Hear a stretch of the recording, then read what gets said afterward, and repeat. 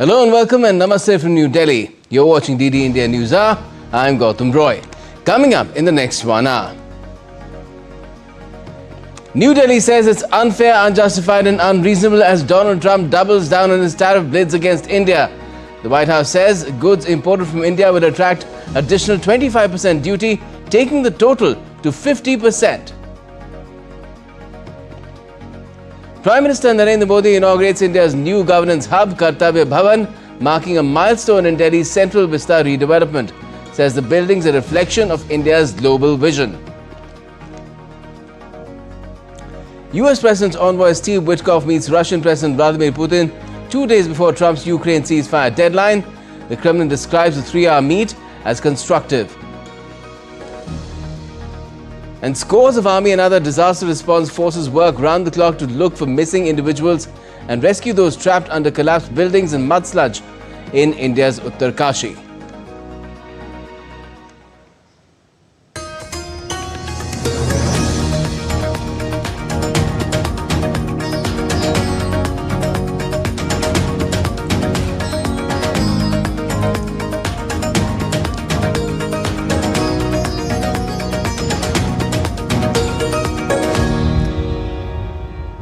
Well, Donald Trump is not backing down from his tariff bids against India despite New Delhi calling out his double standards on imports from Russia.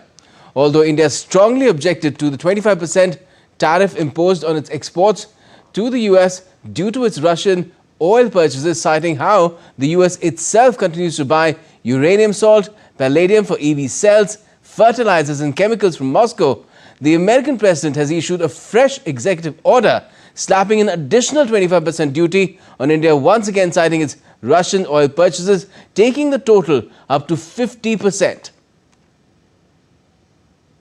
US President Donald Trump has slapped an additional 25% tariff on goods from India, taking the total tariff up to 50%. Trump's reason for the skyrocketing tariff is India's import of Russian oil. But what surprises the world is when India exposed American trade ties with Russia, Trump shocked the world by admitting that he had no knowledge that the United States imports Russian chemicals and fertilizers. India says that the US imports Russian uranium, chemicals, fertilizers, while criticizing their energy imports. Your response to that, sir? I don't know anything about it. I'd have to check, but we'll get back to you on that. Earlier, India had called the targeting of the country unjustified and unreasonable. India's BRICS partner, Brazil, has taken a firm stand with its president saying he will invite Trump for COP30 in Belém, but not to discuss tariffs. And you think I won't call Trump? I'm not going to try to convince him of anything he doesn't want to talk. But you can be sure, Marina, I will call Trump to invite him to the COP because I want to know what he thinks about the climate issue. Some, like the EU, have already struck a deal, while many others are rushing for talks. Following the EU-US deal, a few businesses in Europe heaved a sigh of relief, but for many, it was a burden on business. Of course, it is a burden on business because our products are becoming more expensive for American customers. That is quite clear. But it must be said that we have no direct American competition in our sectors. This means that American customers have to buy from outside the US anyway. To make matters worse, Trump threatened to impose a staggering 35% tariff if the EU fails to meet investment promises agreed to it in the 27th of July deal. The EU has pledged to purchase $700 billion of US energy and make new investments worth $600 billion by 2028. No, it's very hard to see how the EU is going to get this done. And of course, the Trump threat of 35% tariff, if they don't make the number, is very much in line with what everybody has been warning about, that Trump is unpredictable. In Switzerland, the announcement of 39% tariffs on Swiss goods resulted in dismay among firms, which are now bracing for steep decline in US sales. The taxes are enormous. Brewery is a niche product that's already very expensive to begin with, and unfortunately, people who can still afford brewery in the United States will pay more for it. So, I think it's to the detriment of the American people. Moving to South Korea, confusion still persists over the timing of promised tariff cuts on the country's car exports to the US from the current level of 25%. The US will apply 15% tariffs to South Korea from the 7th of August through an executive order to revise reciprocal tariff rate. However, further discussions are needed with the US side on the timing of tariff cuts on autos. The mood in Taiwan is no different either, especially among orchid growers who see a steep decline in orders from US firms. Fuzail Ahmed reports for DD India.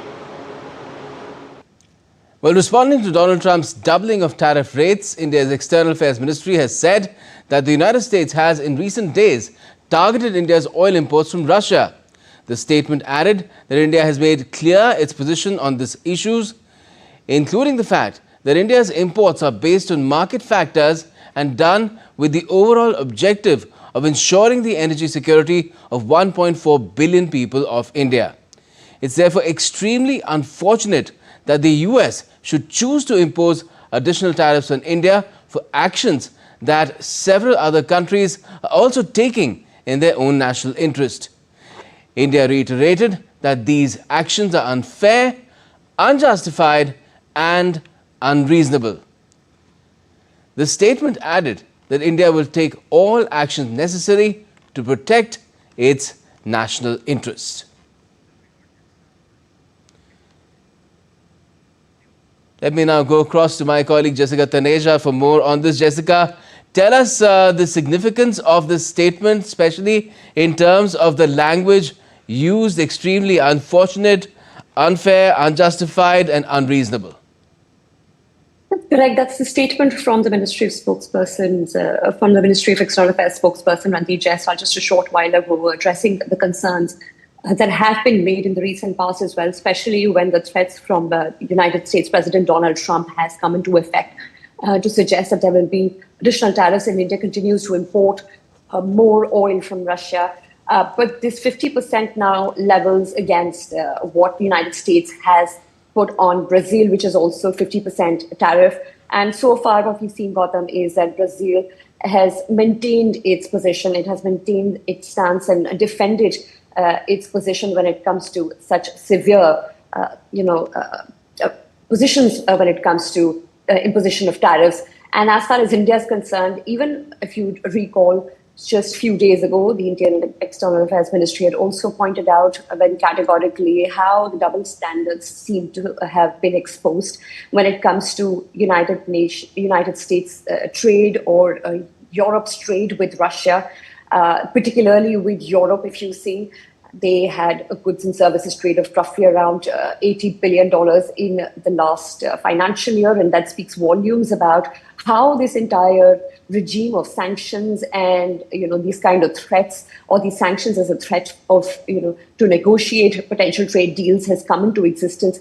It's all, of course, a larger geopolitical tectonic shift, as they say, in the India-US relations. But with these additional tariffs, India so far, as you also pointed out, has maintained its stance that it wants to ensure that the energy it imports from various countries, how diversified it is so far. And as far as the United States is concerned, India has been importing more from the United States. It has seen a 50% jump, and there are estimates suggesting it could go up to 150% jump of oil imports from US, whereas the imports from Russia still stand at 38%. Significant, yes.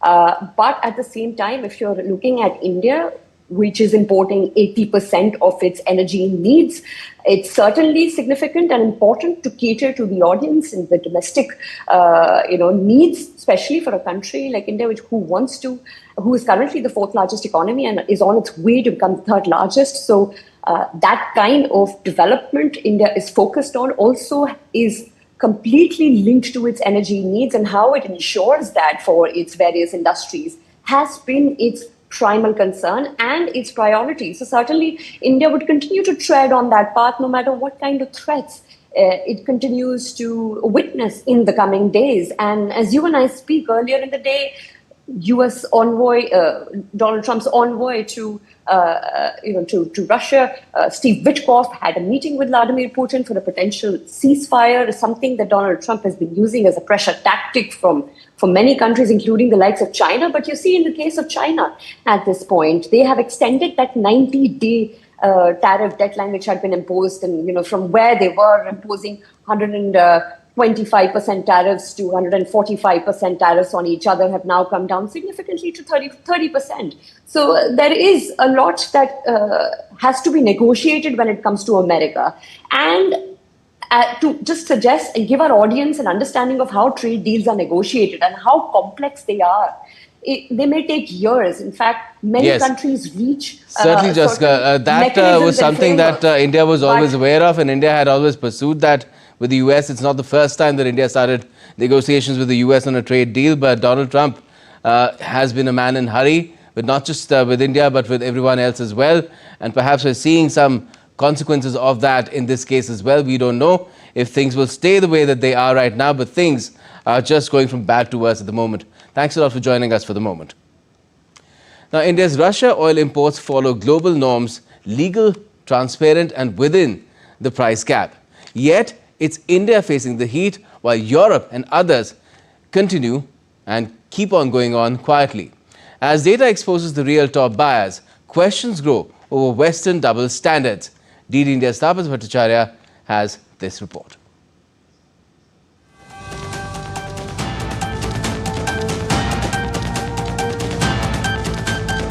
Funding Putin's war machine, that's the latest charge flying around. And who's the target? Not China, not Europe, India. But here is the truth no one wants to admit, because it exposes their own hypocrisy. Let's break it down and find answer to some of the questions raised. Question number 1, is Russian oil even sanctioned? No, it is not. Russian oil isn't banned like Iran's or Venezuela's. The West, the G7, the European Union put a price cap on it. Why? So oil keeps flowing, but Moscow earns less. India buys under that cap legally, transparently, within global norms. So what's the outrage really about? Question 2, why target India? Well, simple. It's a blame game, because when Europe and its allies keeps buying quietly, they need someone loud to point fingers at. Question number 3, who are the actual top buyers of Russian oil? Well, from December 2022 to July 2025, China had got 47%, India only 38%, European Union and Turkey 6% each. So let's get this straight. India isn't the problem. India is part of the same market everyone else is playing in. Question number 4, what about gas? Surely India's buying that too? Well, wrong again. The biggest buyer of Russian gas is the European Union. In June 2025 alone, European Union paid over 1.2 billion euro to Russia. France, Netherlands, Slovakia, Hungary, all in. So maybe ask Brussels some tough questions too. Well, question number 5, refined fuel. India doesn't buy it, but NATO's ally Turkey brought 26%. China and Brazil also major buyers. India, zero, zilch. Question number 6, is India violating rules? Not even close. India buys from the private traders below the cap with legal insurance, legal shipping, everything by the book. So where is the crime? Question number 7, what if India stopped buying today? The world would pay the price, quite literally. Oil could spike beyond $200 a barrel. Fuel cost, transport, inflation, global shockwaves. India didn't break the system. India kept it from collapsing. Question number 8, is India doing this for selfish reasons? Actually, no. Even US officials have said it. We are happy for India to keep buying oil. That was said by US Treasury Secretary. India helped stabilize global markets. That's Biden's energy advisor in 2024. India delivered, prices didn't spike. That was US Ambassador Garcetti, May 2024. Question number 9. What about the West double standards? Here is what they won't say out loud. European Union still imports Russian crude through pipelines to Hungary, Slovakia, Czech Republic. Japan got an exemption till 2026. European Union's 18th sanctions package packed with loopholes for the UK, Canada, Norway, Switzerland, and yes, United States. So again, who is really funding whom? Don't fall for selective outrage. The numbers don't lie. The facts don't bend. And India won't either. This is Tapush Bhattacharya signing off. And still to come on DD India Newshour. India's central bank RBI keeps key lending rate unchanged at 5.5% after 3 back-to-back rate cuts totaling 1%. Ruckus stalls India's parliament upper house, but the lower house passes a key shipping bill.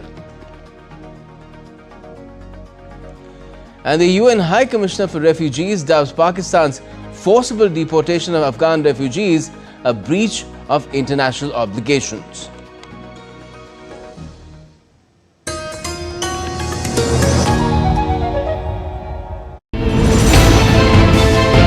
Geopolitics and trade deals. Economic challenges amid development. Hard work and the path to prosperity. It's the economy, always. Between walkers, money is what money does and says. Supply creates its own demand. Between the bulls pulls and bears tears. When supply chains globalization and India rises to the podium. We'll get you centered with the economic brief at 8 p.m. every Thursday on DD India.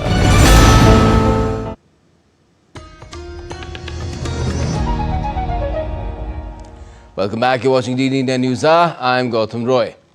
Now, a 3-hour talk between Russian President Vladimir Putin and US Special Envoy Steve Witkoff was termed as constructive by the Kremlin. The meet comes ahead of US President Donald Trump's Friday deadline for Russia to halt conflict or face new sanctions. Trump is also expected to speak with Ukrainian President Volodymyr Zelensky as well. A high-stakes meeting in Moscow, a meeting that will decide the fate of peace in the raging Ukraine-Russia conflict. US Special Envoy Steve Witkoff met Russian President Vladimir Putin on Wednesday in what's being called a last-minute mission to unlock a breakthrough.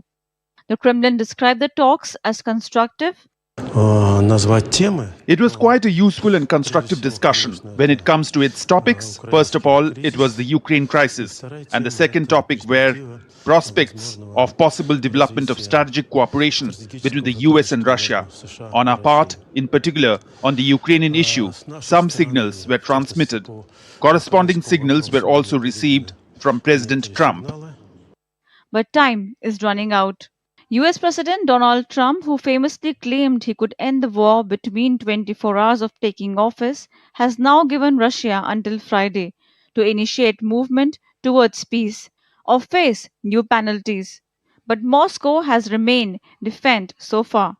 The 3 rounds of Russia-Ukraine peace talks in Istanbul have collapsed, with no ceasefire or any pact for truce, with both sides mounting violent attacks every now and then. The demand of both sides are still miles apart. Ukrainian President Volodymyr Zelensky wants Washington to dial up pressure on Moscow, but the Kremlin says if Ukraine wants peace, it must surrender more territory and cut ties with the West. Analysts believe Putin may stall for a while, offering just enough to avoid fresh sanctions, but they also warn that Trump's motive may be more about optics than outcomes. Trump cares about, domestic politics, his own popularity at home. Americans care about gas prices, and if they cut Russia totally out of the global oil export market, inevitably oil and gas prices at the pump in the US would significantly increase. At the White House, no clear word yet on what measures are planned, but Trump has floated a bold threat that include secondary tariffs targeting Russia's biggest trade partners, including China and India. The move would aim to stifle Russian exports, but would risk significant international disruption. With just 2 days to the deadline, Washington and Moscow now hold the keys to either pause the war or launch a new wave of sanctions. With agency inputs, Tripta Tripaঠি's report for DD India. Now, the Israel-Hamas conflict is deepening with new plans for a full Gaza military occupation stirring further debate. UN officials have warned such moves could have devastating effects on millions and worsen the hostage crisis.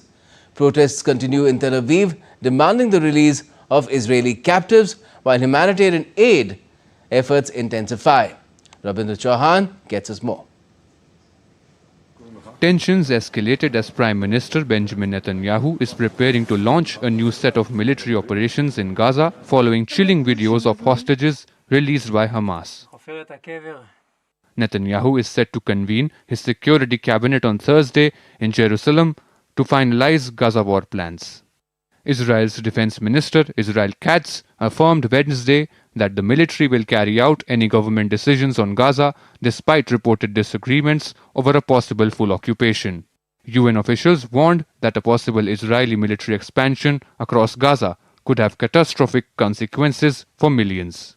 The latest reports regarding Prime Minister Netanyahu's possible decision to expand Israel's military operations through the entire Gaza Strip, if true, are deeply alarming.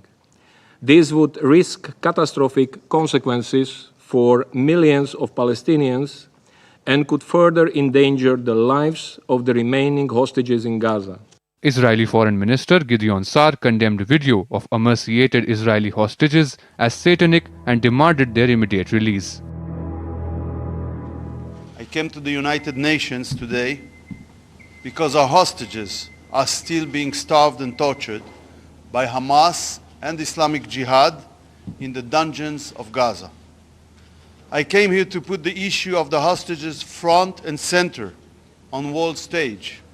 They cannot be forgotten.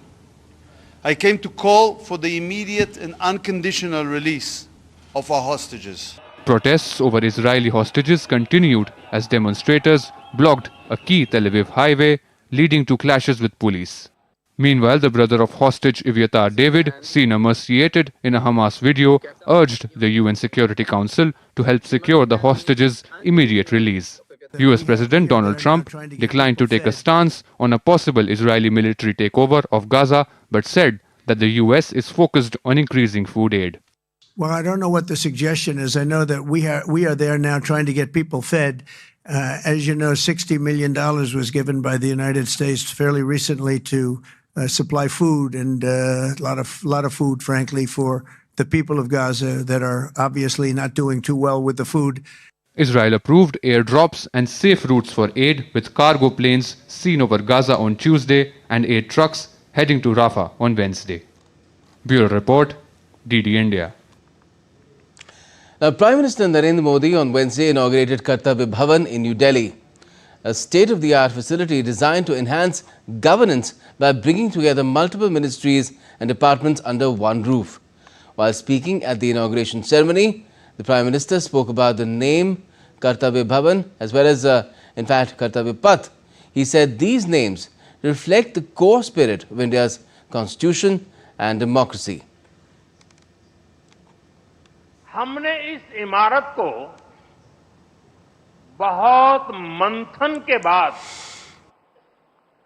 कर्तव्य भवन नाम दिया है।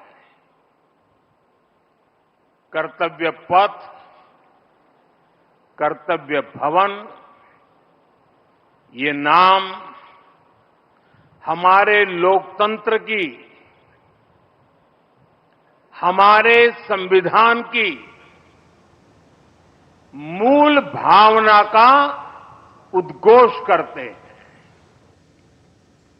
Prime Minister Modi also added that construction work on other Kartavya Bhavans is underway, which will help provide employees with a proper work environment.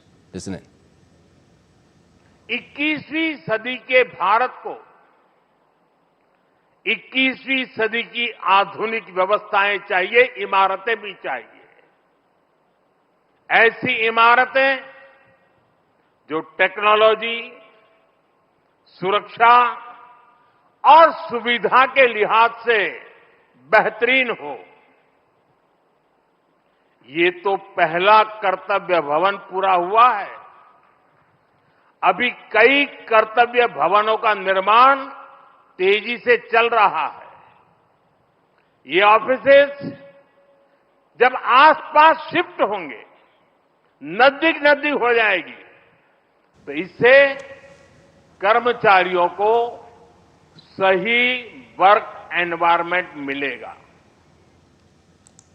Now, the Reserve Bank of India, in its bi-monthly policy, decided to keep the key rates unchanged, pausing after 3 consecutive rate cuts totaling 100 basis points or 1% since February.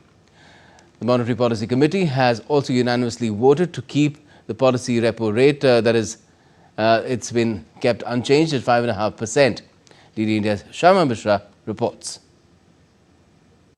The Reserve Bank of India's Monetary Policy Committee kept the repo rate unchanged at 5.5%, standing deposit facility rate at 5.25%, while the marginal standing facility rate and the bank rate hold steady at 5.75%. The committee also chose to continue with its neutral policy stance. After a detailed assessment of the evolving macroeconomic and financial developments and the outlook, the MPC voted unanimously to keep the policy repo rate under the Liquidity Adjustment Facility (LAF) unchanged at 5.5%. RBI Governor Sanjay Malhotra added that real GDP growth for 2025 and 26 has been projected at 6.5%, with quarterly growth estimated at 6.5% in quarter 1, 6.7% in quarter 2, 6.6% in quarter 3, and 6.3% in quarter 4. For the first quarter of 2026 and 27, GDP growth is projected at 6.6%. CPI inflation for 2025 and 26 is now projected at 3.1%, well below the RBI's target band, with second quarter estimated at 2.1% and quarter 3 at 3.1%, along with quarter 4 at 4.4%.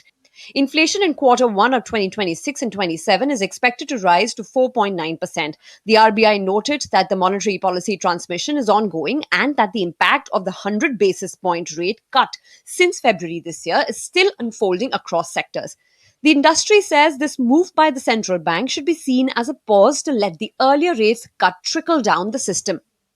The repo rate of 100 BPS was brought down in February, which has started showing results now. Slowly, the consumerism is picking up, especially the rural India consumerism is picking up. The urban India needs a push.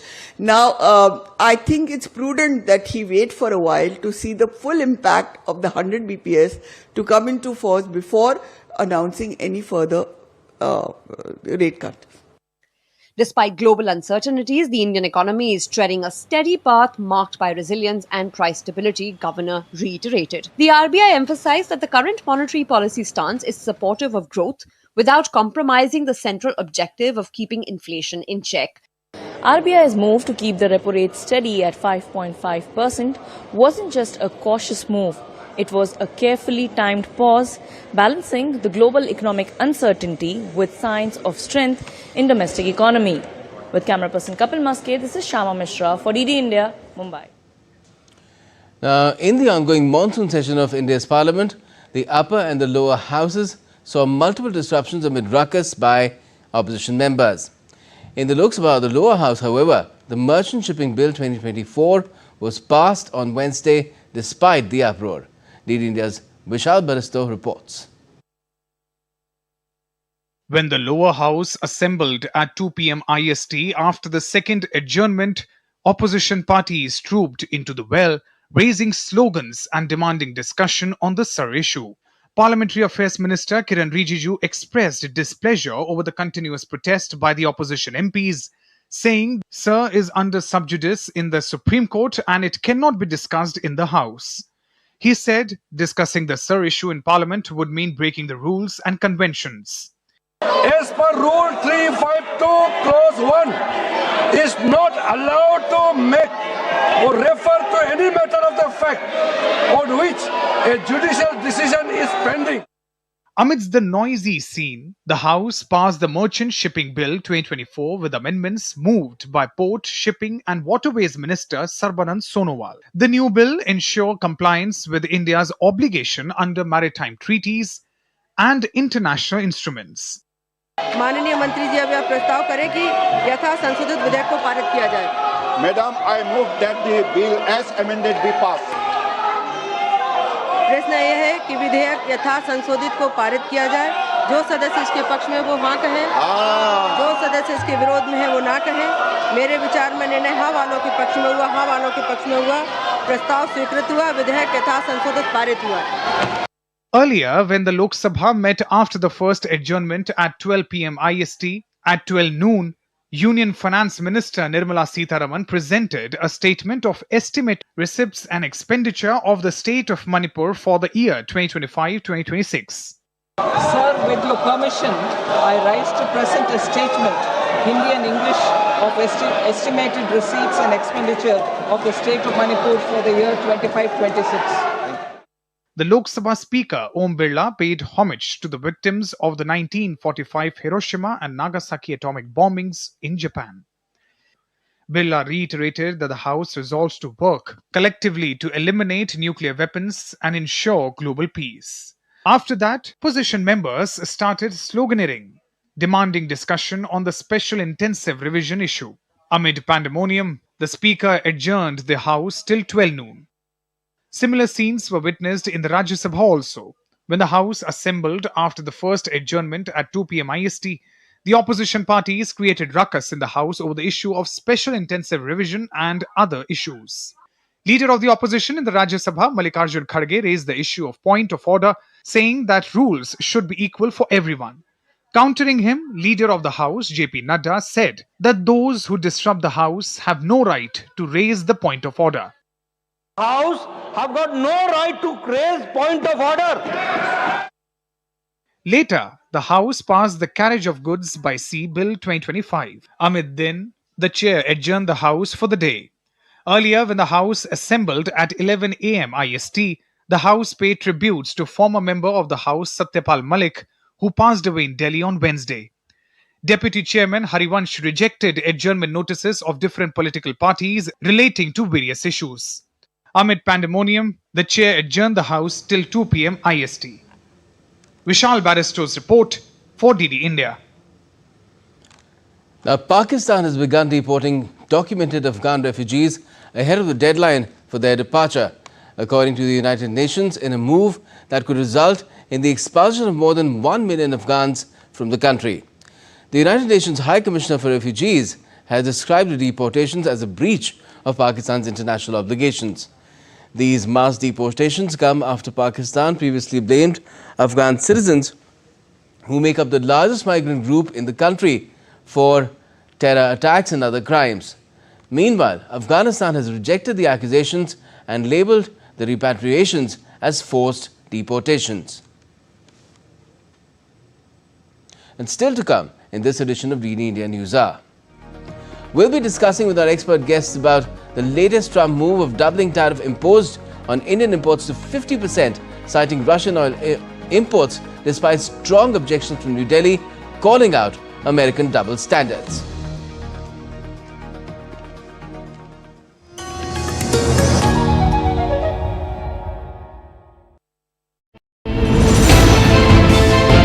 Geopolitics and trade deals. Economic challenges amid development. Hard work and the path to prosperity. It's the economy always. Between walkers, money is what money does and says. Supply creates its own demand. Between the bulls pulls and bears tears. When supply chains globalization and India rises to the podium. We'll get you centered with the Economic Brief at 8 p.m. every Thursday on DD India.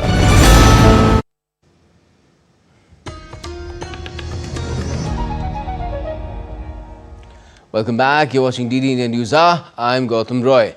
Now let's turn to the top story of the day, where Donald Trump has announced through the White House and an executive order that now, because of India's trade with Russia, particularly oil, import of oil from Russia, the US will be imposing additional 25% tariff, that is a total of 50% tariff on India, despite strong objections from India, where India has talked about how Europe has been doing it, getting oil and gas from Russia for all this period that there has been hostility that has broken out in Ukraine, and even the US has been importing key chemical fertilizers and chemicals really, and also for its nuclear reactors materials that it needs, while trying to sanction and censure India as far as these imports are concerned. Let's talk about this. We have Ambassador Mohan Kumar with us. He's former senior diplomat as well as Director General, Motwani Jadeja Institute for American Studies at the Jindal Global University.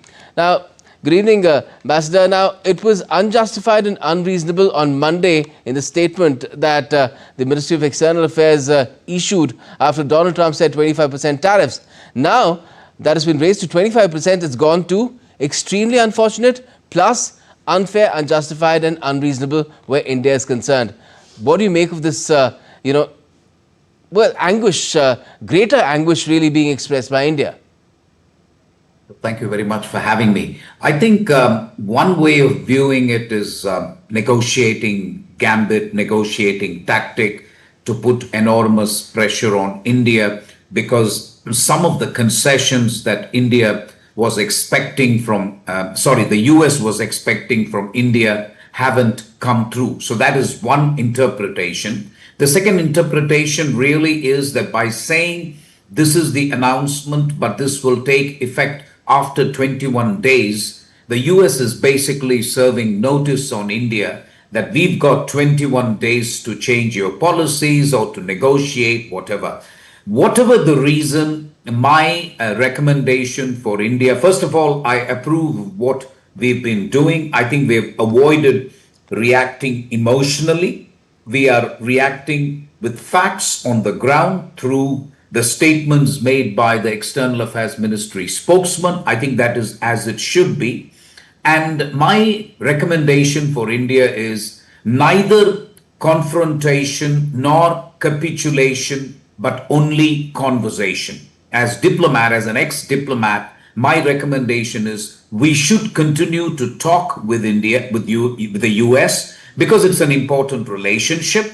And when all else runs out, then we can sit down, take a deep breath, and see how to handle the situation. So if you have an opportunity which has been given to you, which I think now has been given by the US in terms of this 21-day margin, you try to put all your resources and see whether you can negotiate a deal. I have dealt with trade negotiations for the better part of my career in the Indian Foreign Service, and I can tell you, if you put aside geopolitics and only look at trade, there is nothing unusual about the trade negotiation between India and the US. Absolutely nothing unusual. Trade negotiations are tough. They've always been difficult with the United States and India for a variety of reasons that I can't go into for the shortage of time. But if it is the introduction of geopolitics in the trade negotiation this time that is complicating the situation. So I see one of three things that we can do, Gautam, and I'm anticipating your next question. First, we tell again and again the United States, which is supposed to be our friend, our strategic partner, that listen, these are the red lines. So if you want complete access to the agricultural market of India, we can talk for 10 years, not going to happen, because a lot of livelihoods are at stake. On the other hand, if you're looking for access in industrial products, in other areas, auto components, etc., I think we can do a deal. I think India will make the necessary effort to try and go at least halfway in meeting American demands. In return, I am also sure that Indians are expecting some tangible concessions in labor-intensive industries where we can make significant gains in the American market.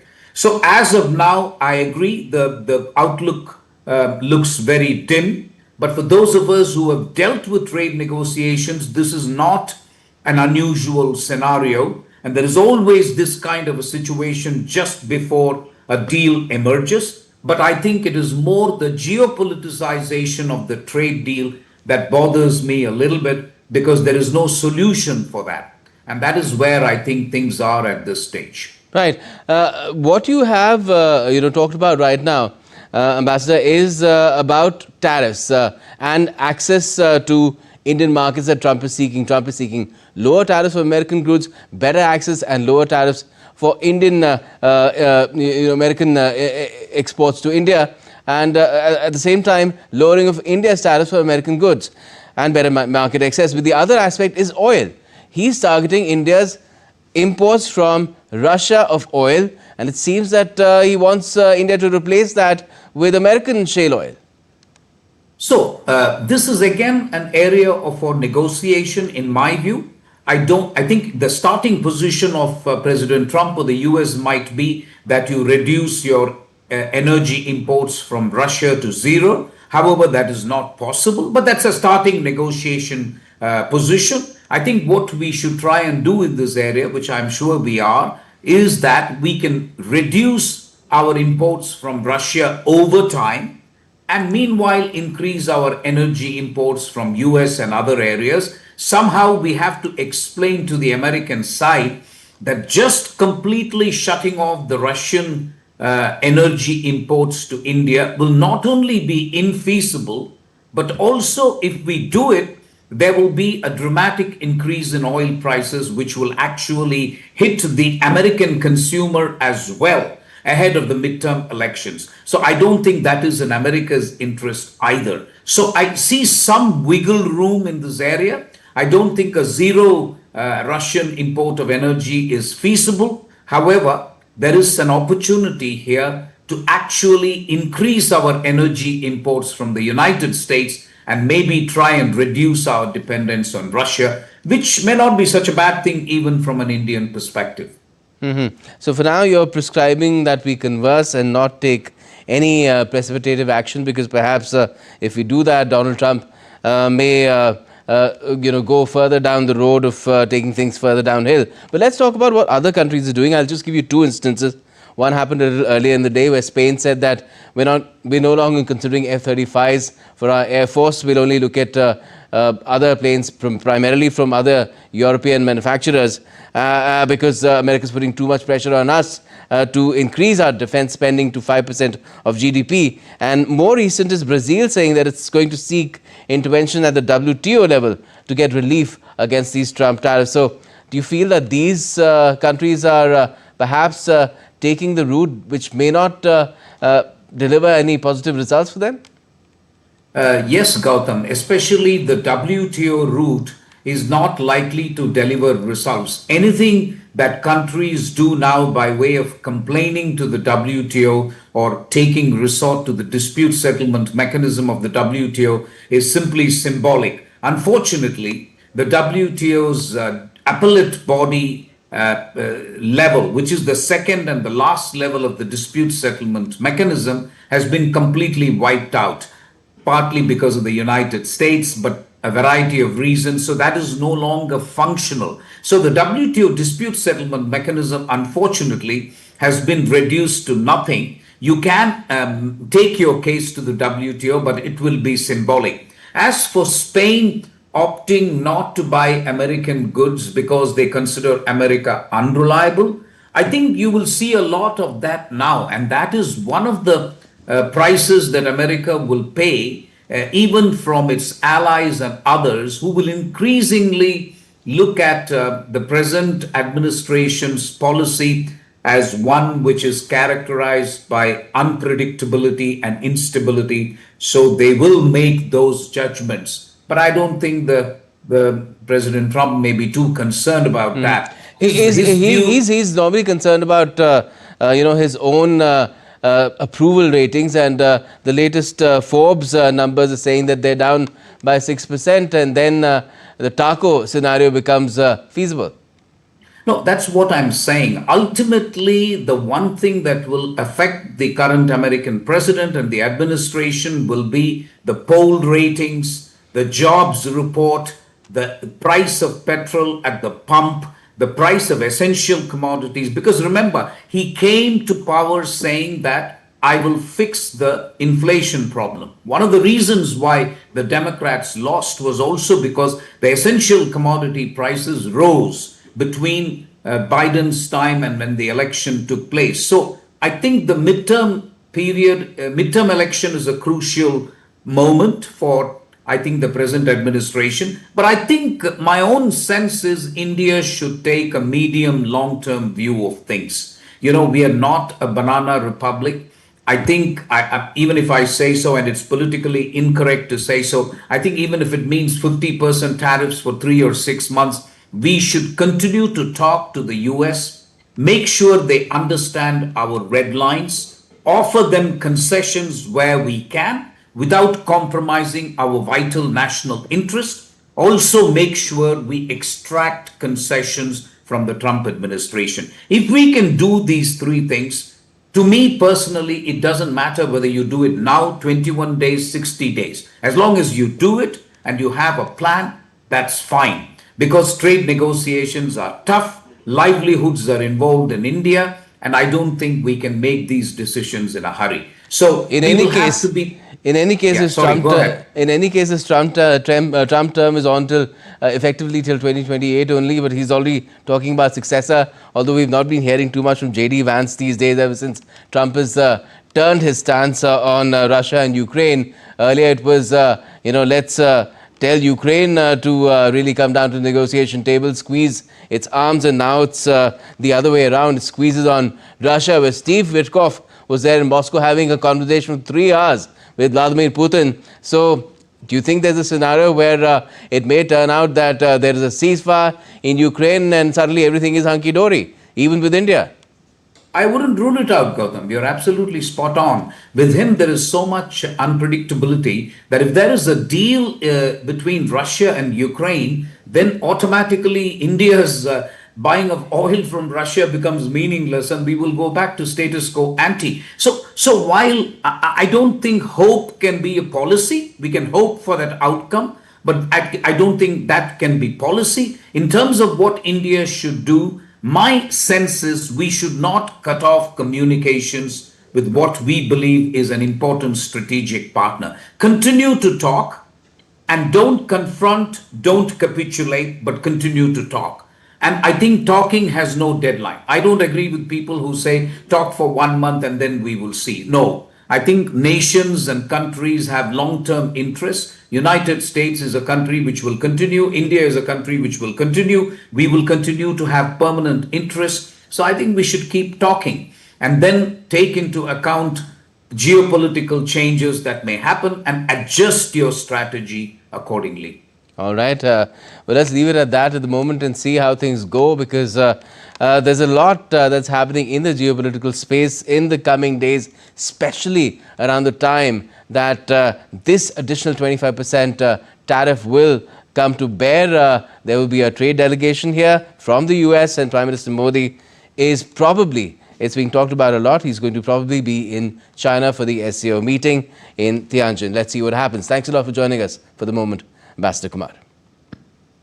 Now, amidst random orders being signed by US President Donald Trump on tariffs against various countries, Brazil, as I mentioned, has decided to move the World Trade Organization in a bid to seek relief against US President's tariff moves. Also, again, as we talked about this with the ambassador there, Spain is no longer considering the option of buying US-made F-35 fighter jets and is choosing between European-made Eurofighter and the so-called Future Combat Air System, or the FCAS, a Defense Ministry spokesperson said on Wednesday. The decision has come after the tension between Madrid and Washington over Spain's refusal to raise defense spending to 5% of economic output as demanded by Donald Trump.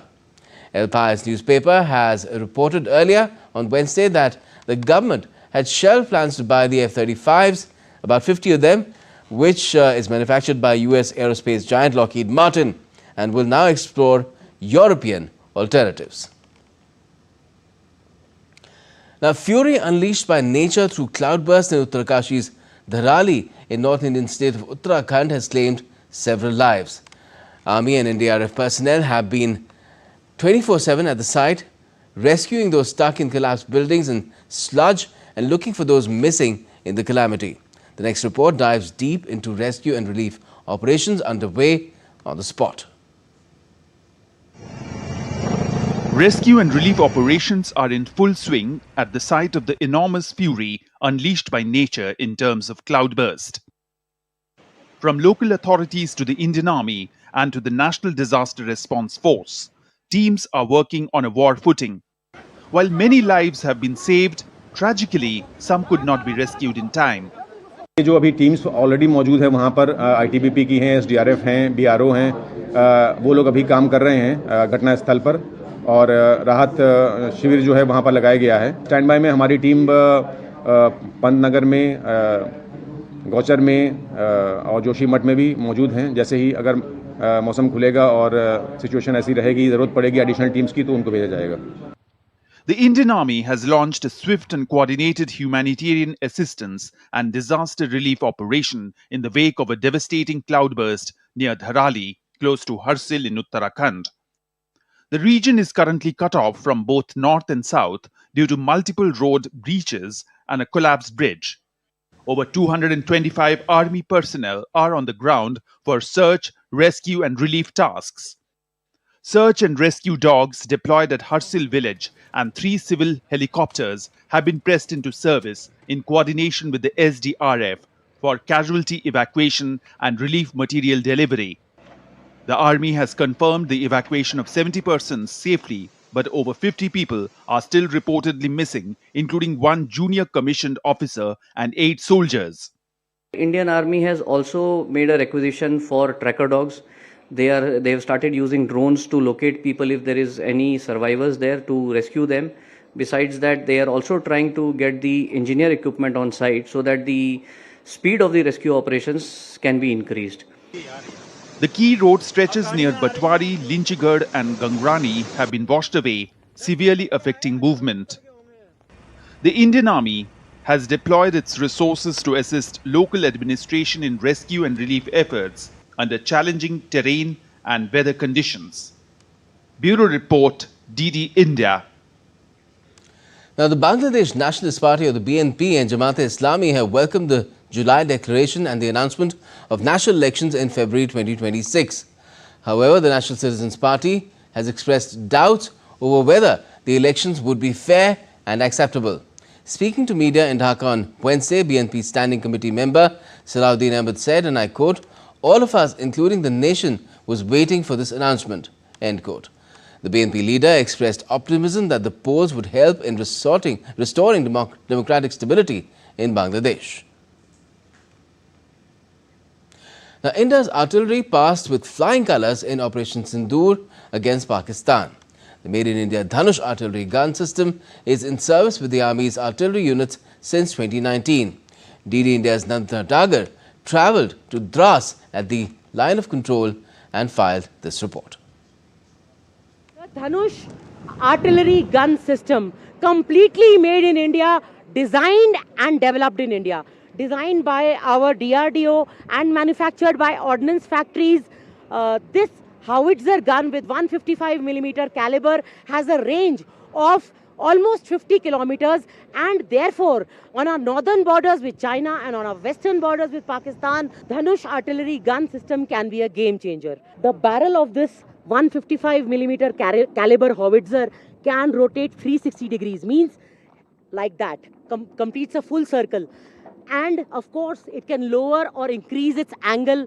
It has an angle of high angle of above 60 degrees. It moves not just self-propelled, but also it is towed by the field artillery tractors, which are vehicles which will tow it. So on the towed mode and self-propelled mode, a computer on board, inertial navigation system, so that it can give the coordinates of the target very, very accurately. An example of Make in India, Atmanirbhar Bharat, as we say in Hindi, or self-reliant India. made in India howitzer Dhanush can be a game changer in the next war that India fights. You must have seen this Polaris all-terrain vehicle on TV. The army has acquired this Polaris all-terrain vehicle for climbing steep gradients. Up to 40 degrees of incline can be climbed by the army, where its usual Mahindra Scorpios and its gypsies cannot traverse that terrain. This Polaris ATV vehicle, they were imported earlier, but now they are being built in India by JSW Industries with camera person Manmohan in the Dras sector. This is Nandita Dagar for DD India. Now let's get you some sporting updates as well. India's Test captain Shubman Gill and all-rounders Ben Stokes and Bian Mulder have earned nominations for July's ICC Men's Player of the Month award. Shubman Gill amassed 567 runs at an impeccable average of 94.5 in 3 of the 5 tests played between India and England in July. He played a leading role in India's record-breaking win at Edgbaston, where he scored a monumental 269 in the first innings, followed by 161 in the second. England's captain Ben Stokes showcased his all-round brilliance in the high-pressure India versus England series as well. He scored 251 runs at an average of 50.2 and took 12 wickets at an average of 26.33. Bian Mulder delivered a record-breaking all-round performance in South Africa's 2-test series against Zimbabwe. He scored 531 runs across the 2 matches at an astonishing average of 265.5 and smashed an unbeaten 367 as well, which is the highest individual score in South African Test history. Also, Indian fast bowlers Mohammad Siraj and Prasidh Krishna attained their career best ranking in the latest ICC Men's Test Bowler rankings after their exceptional performance in the Anderson Tendulkar Trophy. Player of the match in the 5th match, Siraj climbed 12 places to grab 15th spot in the latest ICC Men's Test Bowler rankings. Fellow pacer Krishna moved 25 places to rank 59th in the list after picking up 8 wickets in the deciding test. Both players reached their career best rank after producing match-winning spells in the final test against England. Meanwhile, England pacers Gus Atkinson and Josh Tongue have also attained their career best positions. While Atkinson has soared into the top 10 for the first time, Tongue is up 14 places to secure the 46th spot. And that's all we have for this edition of DD India News Hour. Let us know your thoughts on the news of the day. And for those on the go, you can get all the latest news and updates from India and across the world on DD India's mobile app. It's available on both Android and iOS. Just scan the QR code on the screen and download the app right away. And we'll be back with more news as it breaks here on DD India. I'm Gautam Roy, and for all of us here in Delhi, thanks for watching DD India News Hour.